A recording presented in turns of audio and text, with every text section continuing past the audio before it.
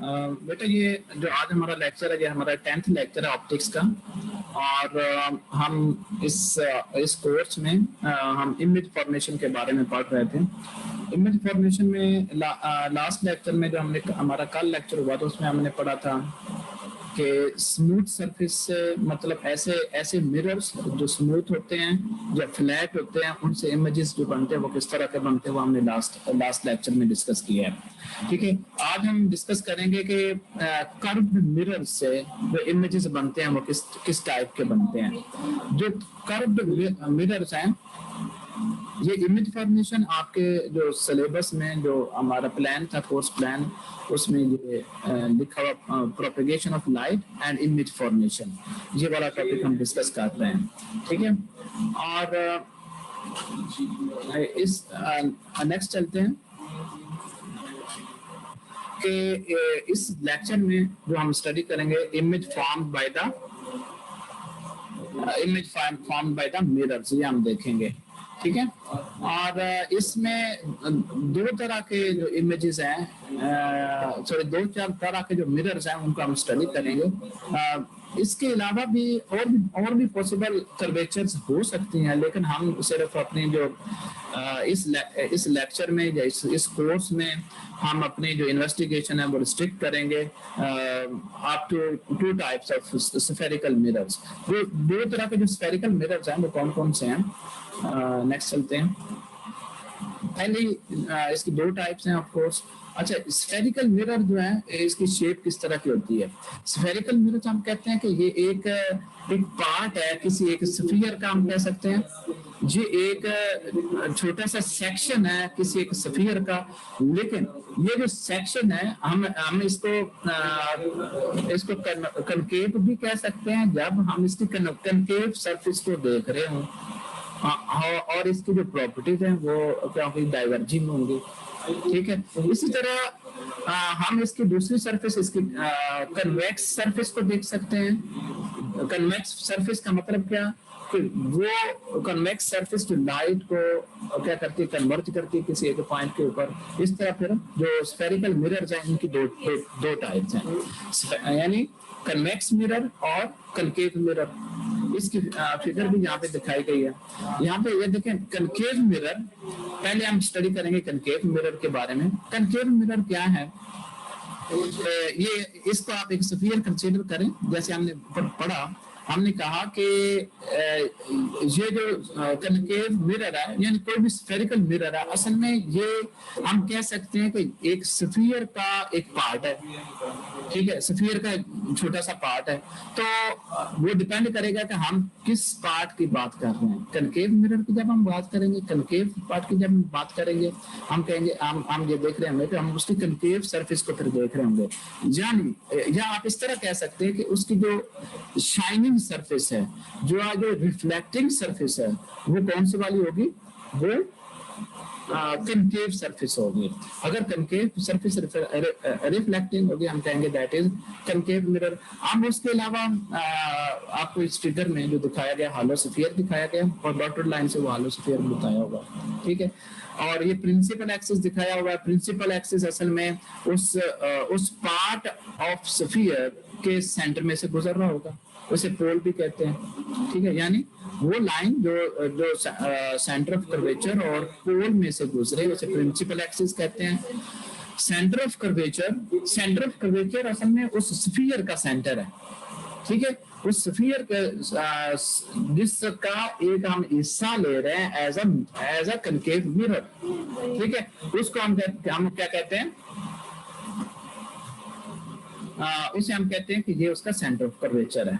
ठीक है, जो उस स्फीयर का जो पार्ट होगा उसका जो सेंटर होगा उसे हम पोल कहेंगे। इसी तरह और उसके अलावा और आपको क्या यहाँ पे दिखाया हुआ है, और रिफ्लेक्टिंग सरफेस का बताया हुआ। रिफ्लेक्टिंग सरफेस यहाँ पे इनर सरफेस यानी कनकेव सरफेस है। नेक्स्ट इसकी जो दूसरी टाइप है वो है कन्वेक्स मिरर। कन्वेक्स मिरर में बेटा ये देखें, आपको प्रिंसिपल एक्सिस के बारे में दिखाया हुआ है। इसका जो रिफ्लेक्टिंग सरफेस है वो आउटर सरफेस होगी स्फीयर की। ठीक है, और पोल दिखाया हुआ है और centre of curvature of course दिखाया हुआ है। सेंटर ऑफ कर्वेचर इसका लेफ्ट साइड पे है, इसका राइट साइड पे। ये इस वजह से है कि यहाँ पे जो पैरेलल रेज आती हैं कनकेव मिरर के सामने, वो इस पॉइंट पे आकर कन्वर्ज हो जाती हैं, ठीक है। लेकिन कन्वेक्स के केस में क्या होता है कि हमें रेज एक पॉइंट से आती हुई नजर आती हैं, जिस पॉइंट से वो रेज पैरेलल रेज जो सरफेस के ऊपर टकराती हैं, टकराने के बाद वो हमें उस मिरर के अंदर एक पॉइंट से आती हुई नजर आती हैं, जिसे हम सेंटर ऑफ कर्वेचर कह रहे हैं। और वो राइट साइड पे आगे हम पढ़ेंगे सेंटर ऑफ कर्वेचर किस तरह का मिरर हो तो वो पॉजिटिव होगा, किस तरह का मिरर हो तो वो नेगेटिव होगा, और इसके अलावा इसकी फोकल लेंथ क्या होती है, फोकसिंग पॉइंट क्या होता है, वो सारी चीजें हम आगे डिस्कस करते हैं। हम सिंपल से शुरू करते हैं। हम ऐसा कंसीडर करते हैं reflection of light from the inner का मतलब इनर सरफेस जो इस फिगर ए में दिखाई गई है। इनर सरफेस का मतलब concave surface of a spherical mirror, ठीक है, जिस तरह ये हमें फिगर से ये जो रिफ्लेक्टिंग सरफेस है इसको कनकेव मिरर कहते हैं, ठीक है। ये फिगर ए में जो दिखाया हो।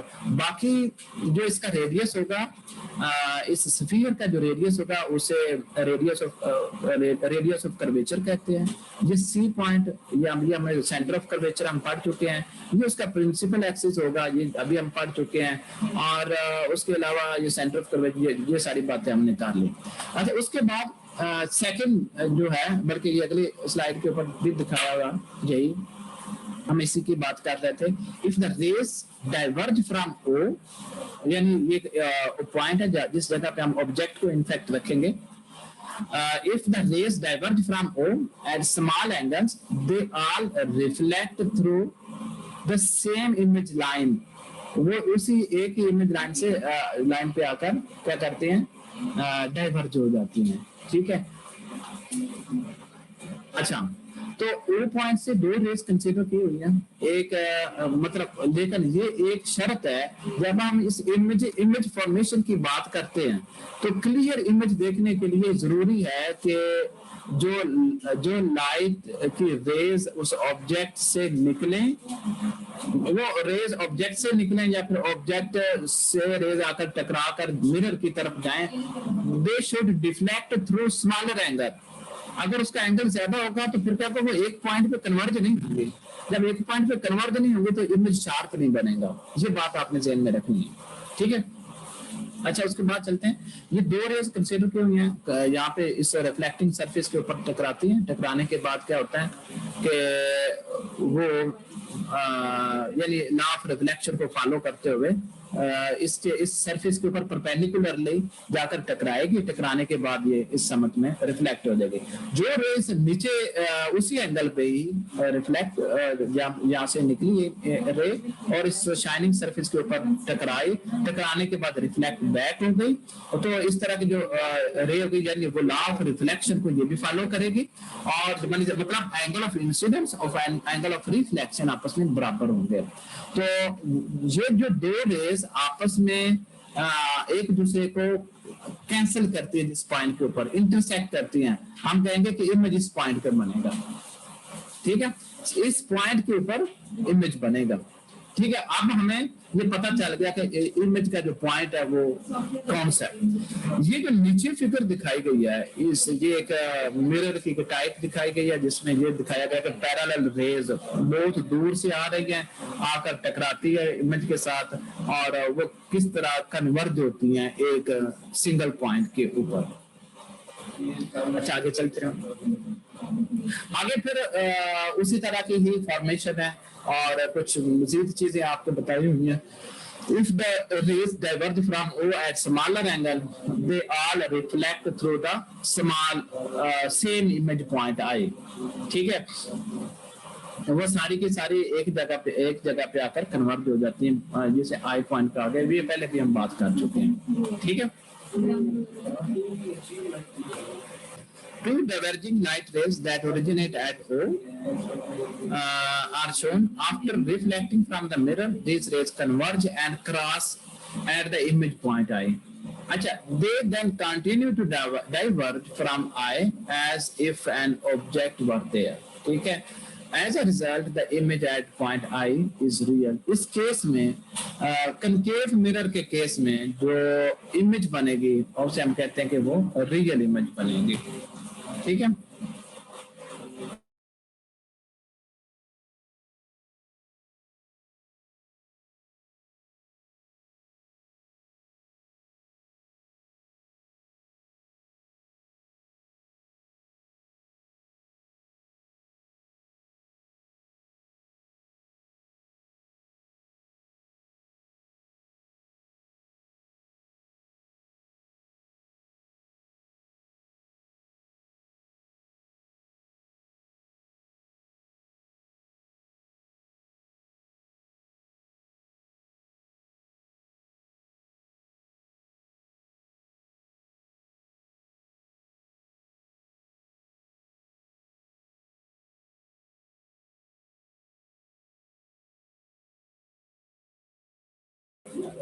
अच्छा सॉरी बेटा, ये थोड़ी सी प्रॉब्लम है। अच्छा, इसके बाद हम यहाँ तक पहुंचे कि दो रेस अगर एमिट होती हैं, एक ऑब्जेक्ट से निकलती हैं, जाकर कनकेव मिरर के साथ टकराती हैं, तो वो एक फोकसिंग पॉइंट पे आकर कन्वर्ज हो जाती हैं। हम कहते हैं कि उस पॉइंट के ऊपर इमेज रियल इमेज बनेगा। ठीक है। हम इमेज फॉर्मेशन के बारे में पढ़ रहे हैं कि इमेज किस तरह बनता है कनकेव मिरर से। ठीक है। ये भी उसी तरह की चीजें दिखाई गई हैं। We shall consider only rays that diverge from the object and make a small angle with the principal axis. ये स्मॉल एंगल की बार बार हम बात इसलिए कर रहे हैं कि अगर हमें शार्प इमेज चाहिए तो फिर ये जरूरी है कि जो लाइट जो डाइवर्ज जो रेज जो डाइवर्ज हो ऑब्जेक्ट से वो स्मॉलर एंगल पे हो। ठीक है। उसके बाद ये ऊपर वाली फिगर हम पहले पढ़ चुके हैं। ठीक है। ये दोबारा सिर्फ इन फिक्रों की वजह से ये दोबारा लगाई है। ऑल पैराक्सियल रेज मतलब ऐसी रेज जो प्रिंसिपल एक्सिस के पैरेलल हों reflect through the image point as shown in figure B. जिस तरह ये फिगर बी में दिखाया गया। ठीक है। Rays that are far from the principal axis, ऐसी रेज जो प्रिंसिपल एक्सिस से बहुत दूर हो, such as those shown in figure, ये जो इस फिगर में दिखाई गई, कन्वर्ज टू अदर पॉइंट्स। ठीक है। जो रेज क्या होती है कि मुख्तलिफ एंगल मतलब बड़े एंगल्स पे जाकर टकराती हैं, रिफ्लेक्ट होती हैं, तो वो फिर एक पॉइंट के ऊपर कन्वर्ज नहीं होती। देखे ना, ये रिफ्लेक्शन के बाद वो जो लाइट की जो रेज है वो जो कन्वर्ज होंगी वो डिफरेंट पॉइंट्स पे हो रही हैं। जब ये डिफरेंट पॉइंट्स पे होंगी तो जो इमेज बनेगा वो क्लियर नहीं बनेगा। ठीक है। यही वजह होती है कि स्फेरिकल एब्रेशन की भी, यानी ये जो इफेक्ट है जिसकी वजह से इमेज ब्लर बनता है। इमेज ब्लर्ड कब बनता है? ब्लर्ड इमेज उस वक्त बनता है जब जो लाइट रिफ्लेक्शन के बाद एक पॉइंट के ऊपर अगर फोकस ना हो रही हो। तो जब फोकस नहीं हो रही होती तो हम कहते हैं कि ये इसकी आंख में या इस लेंस में एब्रेशन है, खराबी है। ठीक है। इसके मुख्तलिफ तरीके हैं इस एब्रेशन को दूर करने के, वो आपने पिछली क्लासेज में पढ़े हुए हैं। ये भी असल में ये जो हम पढ़ रहे हैं ये भी ऐसा ही है कि आप रिव्यू कर रहे हैं पुराने ये टॉपिक्स आपने पहले छोटी क्लासेस में पढ़े हुए हैं। अच्छा, यहाँ पे हम एक इमेज बना के देखते हैं। हम इमेज बनाएंगे किससे? कनकेव मिरर से, और हम इसमें कंसीडर करेंगे सिर्फ दो रेज को। यानी हमारा जो ऑब्जेक्ट है वो प्रिंसिपल एक्सिस के ऊपर पॉइंट ओ के ऊपर पड़ा हुआ है, और इस ऑब्जेक्ट की जो हाइट है वो h है। ठीक है। और उसके बाद इस ऑब्जेक्ट का ये जो हमारा पोल है, पोल तक का जो डिस्टेंस है उसे स्मॉल p से रिप्रेजेंट किया हुआ है। और इस क्योंकि ये मिरर यूज कर रहे हैं, इसके सेंटर ऑफ कर्वेचर हमें पता है। सेंटर ऑफ कर्वेचर से लेके ये पोल तक का जो डिस्टेंस है उसे r मतलब रेडियस कहा हुआ है। इसी तरह जिस पॉइंट के ऊपर इमेज बनेगा वो पॉइंट, उस पॉइंट से लेके पोल तक का जो डिस्टेंस है उसे q से रिप्रेजेंट किया हुआ है। और हाइट जो होगी हमारे इमेज की जो हाइट होगी वो h प्राइम से रिप्रेजेंट की हुई है। ठीक है, जितनी भी ये रिफ्लेक्शंस हो रही हैं, ये सारी की सारी रिफ्लेक्शंस लॉ ऑफ रिफ्लेक्शन जो हमने पहले पढ़े हैं, ये उनको ओबे कर रही हैं। ठीक है, जो दो रेस जिनकी हम बात कर रहे थे वो इस ऑब्जेक्ट से डाइवर्ज होंगे। हम कहेंगे कि एक रे, ये ब्लू वाली रे हम कंसिडर कर रहे हैं, ये ब्लू रे किसी एक एंगल पे पोल के ऊपर टकराएगी। टकराने के बाद लॉ ऑफ रिफ्लेक्शन को ओबे करते हुए, मतलब ये एंगल अगर थीटा है इंसिडेंट एंगल, तो एंगल ऑफ रिफ्लेक्शन भी वही होगा। ठीक है, अच्छा, तो ये वापस आ जाती है। क्लियर? आज उसके बाद दूसरी जो रे हम कंसिडर कर रहे हैं वो रेड रे आपको दिखाई गई है, वो ऐसे प्लेन के ऊपर परपेंडिकुलरली टकराती है और उसी डायरेक्शन में वापस मुड़ जाती है। और वो जो मुड़ती है, मतलब ये जो रे की जो सिलेक्शन है, ये हमने ऐसी रे को सिलेक्ट किया है जो उसके रेडियस ऑफ कर्वेचर से गुजरती है। रेडियस ऑफ कर्वेचर से गुजरने के बाद आगे मिरर से टकराती है, टकराने के बाद फिर वापस रेडियस ऑफ कर्वेचर से ही गुजर, मतलब उसी रास्ते पे वापस मुड़ जाती है, उसी रास्ते के ऊपर वापस रिफ्लेक्ट हो जाती है। बाय कन्वेंशन दीज डिस्टेंसेस, ये जो डिस्टेंस हमने मेजर किए, मतलब कौन कौन से पी, क्यू और आर, ये तीन डिस्टेंसेस हमने मेजर किए।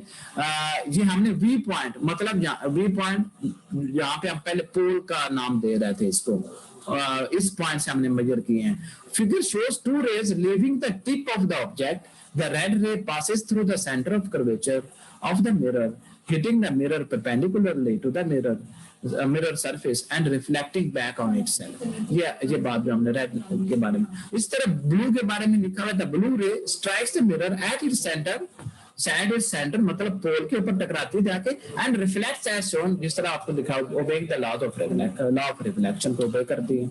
ठीक है, अब हम बात करते हैं कि इसका इमेज कहाँ पे बनेगा। जहां पे ये दोनों रेस एक दूसरे को इंटरसेक्ट करती हैं, हमने इससे पहले हमने जो पढ़ा कि जहां पे ये दोनों रेस जाकर इंटरसेक्ट करती हैं, ये ब्लू रिफ्लेक्टेड रेस की बात हो रही है। ये ब्लू रे और जो रेड रे है वो पॉइंट आई के ऊपर, पॉइंट आई मतलब जहां पे इमेज बन रहा है, यहाँ पे आकर एक दूसरे को इंटरसेक्ट कर रही है, टकरा रही है एक दूसरे से।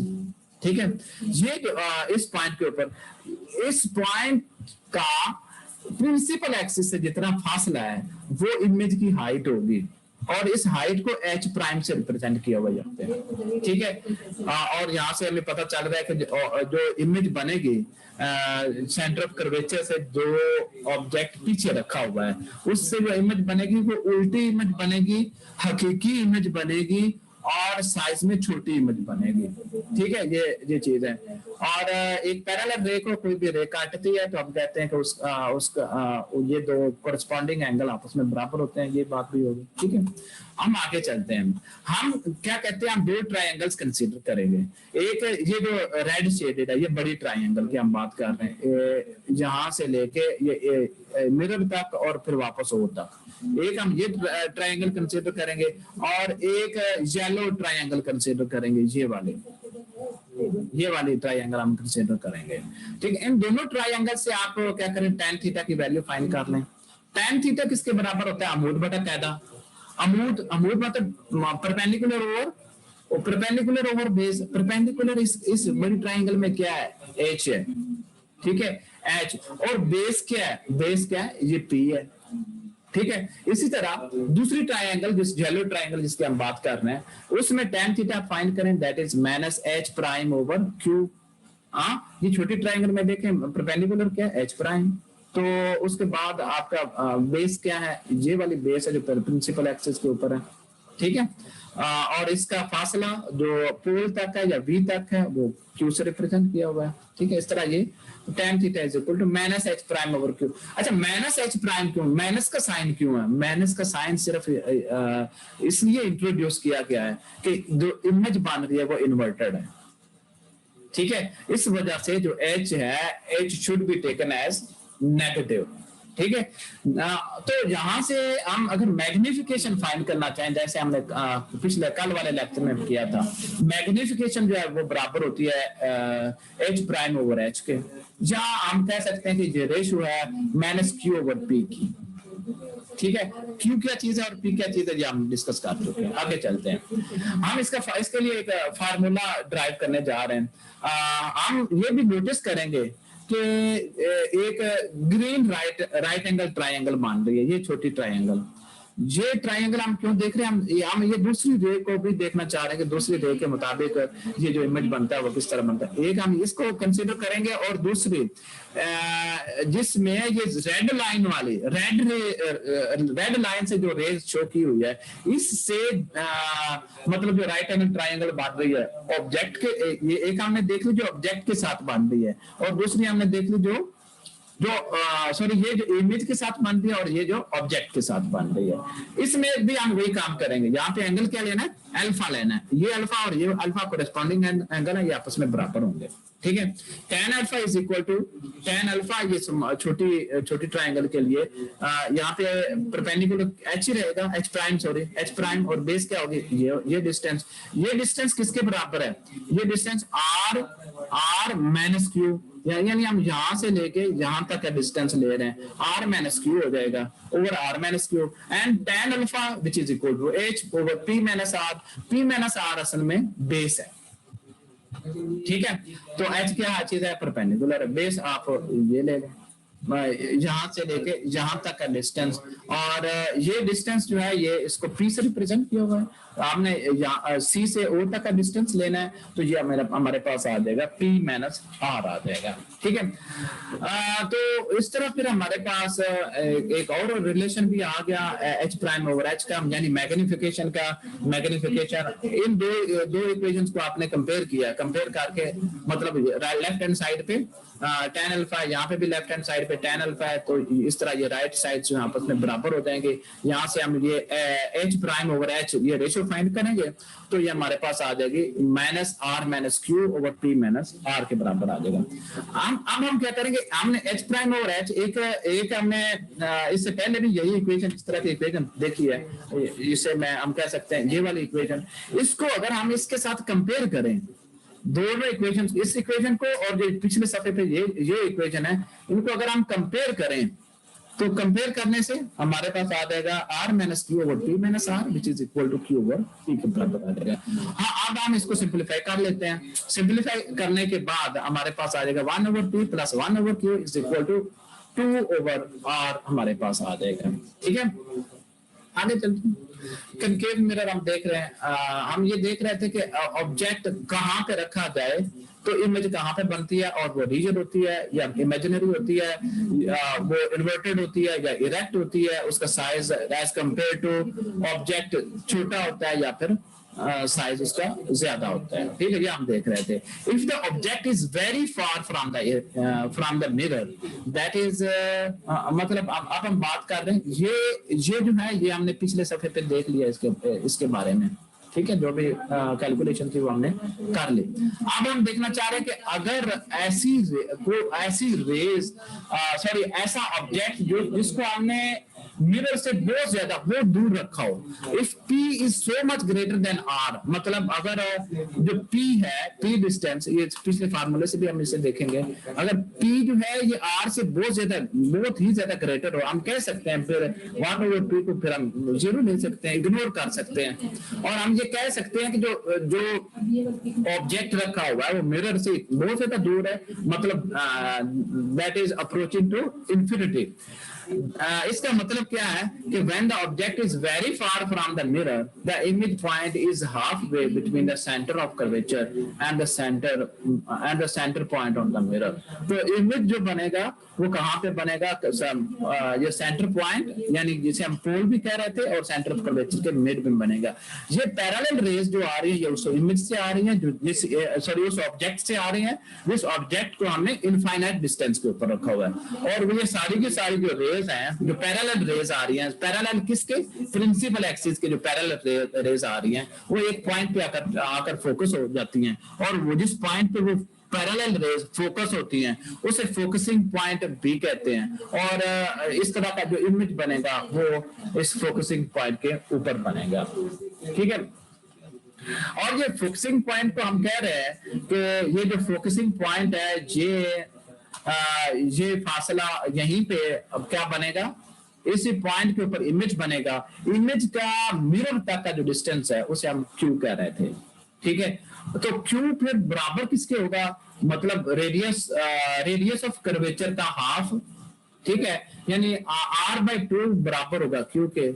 इसका क्या मतलब, when the object is very far from the mirror, the image point is halfway between the center of curvature and the center point on the mirror, ठीक है। अच्छा, उसके बाद है the incoming rays from the object are essentially parallel in this figure because the surface is assumed to be very far from the mirror।